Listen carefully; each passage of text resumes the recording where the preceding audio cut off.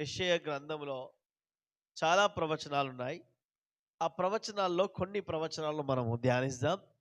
యెషయా యేసు ప్రభు పుట్టక ముందే 700 సంవత్సరాలకు ముందే యేసయ్య జననం గురించి, ఆయన జీవితం గురించి, ఆయన బాధ గురించి, ఆయన మరణం గురించి, ఆయన పునరుద్ధానం గురించి యెషయా అనేకమైన ప్రవచనాలు ప్రవచించారు. అందుకోసమే యెషయాను ఏమంటారు అంటే పాత నిబంధన సువార్తికుడు అంటారు. ఆమేన్.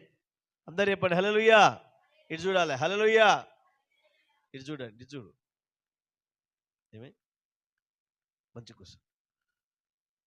ఈ 700 సంవత్సరాలకు ముందే యేసు ప్రభు పుట్టక మునిపే ఆయన జనం గురించి, ఆయన మరణం గురించి, ఆయన బాధ గురించి, ఆయన సేవ గురించి, ఆయన పునరుద్ధానం గురించి యెషయా ప్రవచించిన ప్రతి ప్రవచనము మత్తయి సువార్త, మార్కు సువార్త, లూకా సువార్తలో నెరవేర్చబడ్డాయి. అంటే అంత పవర్‌ఫుల్ ప్రవచనం. ప్రవచనం అంటే కళ్ళు మూసుకొని చెప్పేది